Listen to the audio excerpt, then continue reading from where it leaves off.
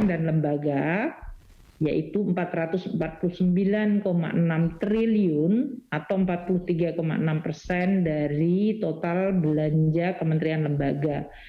Belanja KL ini, kementerian lembaga ini melonjak 28,3% dibandingkan tahun sebelumnya. Jadi ini tumbuhnya sudah sangat tinggi dan memang APBN menjadi motor penggerak pemulihan ekonomi yang luar biasa, terutama pada semester 1 ini. Untuk belanja non-KL 346,7 triliun atau naik 8,9% dari tahun lalu. Untuk transfer ke daerah masih mengalami kendala. Terrealisasi 373,9 triliun atau kontraksi 6,8% dibandingkan tahun lalu yang mencapai 400,9 triliun. Ini pun sesudah ditransfer ternyata juga masih ada silpa atau berarti belum kemudian dipakai langsung oleh para pemerintah daerahnya. Untuk realisasi semester ini kita mengalami defisit 283,2 triliun atau 1,72%. Nah, dari pelaksanaan APBN semester 1 ini dengan berbagai pergerakan dan perubahan yang sekarang ini terjadi, terutama menyangkut peningkatan COVID yang kemudian dilakukannya kebijakan PPKM mikro darurat, maka APBN perlu meningkatkan lagi dukungannya bagi terutama program-program di bidang kesehatan dan perlindungan sosial. Nah, untuk bidang kesehatan ini tahun 2021 akan mengalami kenaikan lagi, yaitu program di dalam pemulihan ekonomi dan penanganan COVID untuk pagu di bidang kesehatan akan mencapai 193,93 triliun. Ini naik dari yang kemarin kita telah sampaikan 172 triliun dan naik lagi jadi 182 dan sekarang naik ke 193. Jadi terjadi kenaikan yang sangat tinggi di bidang kesehatan, terutama untuk membiayai dari mulai diagnostik, testing, tracing, untuk biaya perawatan sekarang ini 236.340 pasien, untuk insentif kesehatan, tenaga kesehatan, santunan kematian, dan juga pembelian berbagai obat dan APD. Anggaran 193 triliun juga dipakai untuk pengadaan 53,9 juta dosis vaksin dan bantuan untuk iuran JKN untuk 19,15 juta orang. Di dalam anggaran kesehatan ini termasuk insentif untuk perpajakan bagi sektor kesehatan.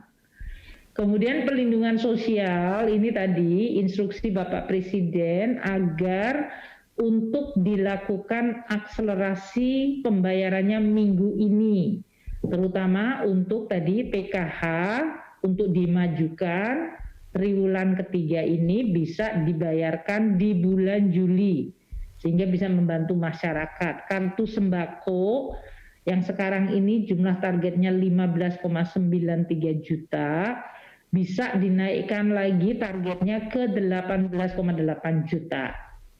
Dan bantuan tunai untuk 10 juta KPM selama 2 bulan akan dibayarkan pada bulan Juli ini. Demikian juga untuk BLT desa yang sekarang ini baru mencapai 5 juta bisa dinaikkan sesuai pagu di 8,8 juta target. Dan kartu prakerja untuk penyerapan batch yang kedua bisa dilaksanakan pada bulan Juli.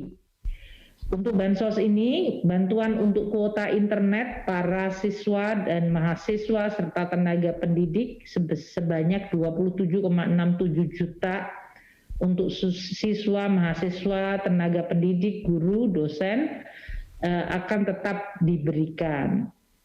Nah, Di dalam pelaksanaan program 2021, kami melihat bahwa untuk pelaksanaan PPKM ini perlu tambahan anggaran, yaitu terutama perpanjangan diskon listrik. Diskon listrik kepada 32,6 juta pelanggan ini akan diperpanjang yang tadinya 6 bulan menjadi 9 bulan. Berarti ini sampai dengan September. Untuk itu akan diperlukan tambahan alokasi 1,91 juta. 1,91 triliun, maaf. Kemudian untuk bantuan rekening abonemen listrik juga kita akan perpanjang sampai bulan September. Sehingga akan membutuhkan tambahan 420 miliar. Ini tadi yang pertama ya, sudah kita sampaikan, terus kita sampaikan di halaman 17. Kemudian untuk pelaksanaan PPKM Mikro, kita juga akan membayarkan untuk bantuan produktif ultramikro 3 juta penerima baru. Ini akan dilakukan antara Juli hingga September. Alokasinya totalnya adalah 3,6 triliun. Untuk bansos tunai tadi ya akan dibayarkan 2 bulan untuk 10 juta penerima, sehingga akan dibutuhkan 6,1 triliun. Tadi telah disampaikan PKH akan dilakukan percepatan penyalurannya pada triwulan 2 ini pada bulan Juli, sehingga akan ada realisasi kuartal kedua ini 13,96 triliun untuk 9,9 juta. Kita berharap bisa tercapai target 10 juta, jadi masih ada 100.000 di sini target yang bisa ditambahkan. Untuk kartu sembako juga tadi telah saya sampaikan ada target 18,8 juta yang sekarang ini baru tercapai 15,9 juta penerimanya, dan kita harapkan akan bisa dibayarkan pada awal Juli juga. Tadi Bapak Presiden bahkan meminta minggu ini. Ini sekarang yang sedang dilaksanakan oleh Kementerian Sosial. BLT desa tadi saya sampaikan targetnya 8 juta, sekarang ini baru 5 juta dan ini bisa diakselerasi juga pada bulan Juli. Program prakerja untuk 2,8 juta peserta juga bisa dieksekusi pada bulan Juli Agustus ini. Dan yang terakhir tentu insentif usaha untuk lebih dari berbagai kelompok usaha di dalam membantu untuk memulihkan kondisi perusahaan maupun meningkatkan konsumsi masyarakat seperti pembebasan PPNBM dan juga untuk insentif bagi pembayaran pajak karyawan yang ditanggung pemerintah. Nah, di dalam sidang kabinet tadi dilaporkan untuk membiayai berbagai tambahan belanja untuk bidang kesehatan, perlindungan sosial, program-program prioritas dan insentif, maka dibutuhkan refocusing yang kedua di dalam rangka kita untuk bisa membiayai seluruh tadi kebutuhan untuk bidang kesehatan yang meningkat sangat tinggi, bansos maupun untuk tadi berbagai dukungan kepada masyarakat. Nah, dalam sidang kabinet ini telah disepakati akan ada refocusing tahap selanjutnya ini untuk membiayai adalah 26,2 triliun plus 6 triliun yang berasal dari transfer keuangan dana desa. Anggaran ini kemudian dipakai untuk membiayai berbagai belanja di kementerian lembaga untuk penanganan COVID, baik itu untuk vaksinasi, testing, tracing, maupun untuk biaya perawatan pasien serta tenaga kesehatan.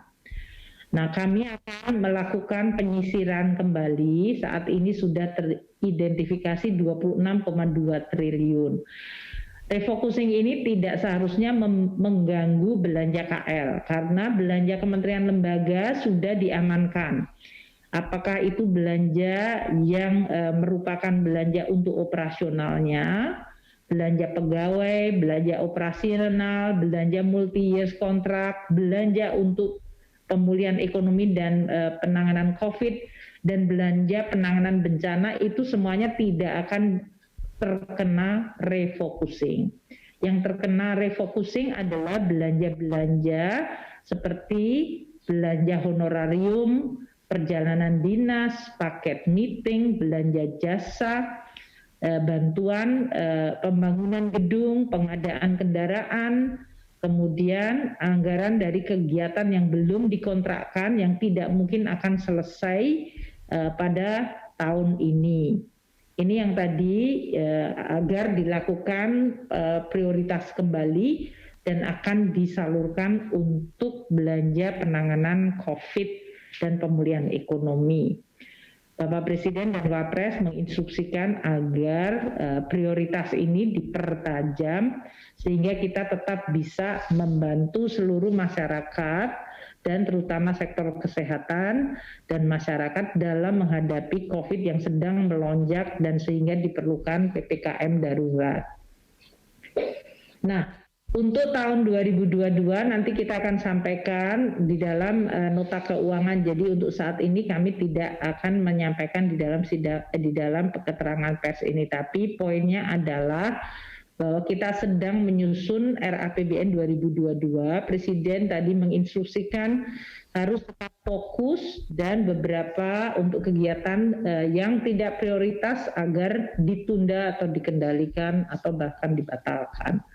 Mungkin itu yang saya ingin sampaikan untuk keterangan pers hari ini. Silahkan kalau akan ada beberapa pertanyaan. Baik, terima kasih Ibu Menkir atas penjelasannya. Mohon izin Ibu. Enggak ya Pak.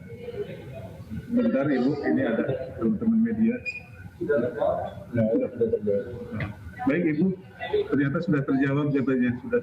Oke. Penjelasannya Ibu katanya. Terima kasih kalau begitu. Baik Ibu, terima kasih Ibu. Assalamualaikum warahmatullahi wabarakatuh. Jaga kesehatan teman-teman media semuanya. Terima kasih. Warahmatullahi wabarakatuh. Sehat-sehat Ibu.